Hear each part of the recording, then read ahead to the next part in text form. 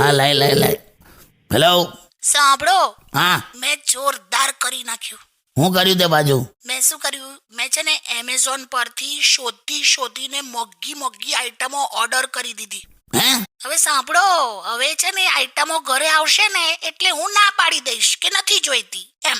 પણ આવું કેમ? પેલા ટ્રમ્પે 50% ટેરિફ કર્યું ને એનો આપણે આ રીતે બદલો લેવાનો એમ. અલા તું દોસ્ત, હા, પહેલી વાત તો એ કે તને સરકારે જવાબદારી આપી છે આ બદલા લેવાની, અને બીજું એ કે આ રીતે બદલા લેવાય.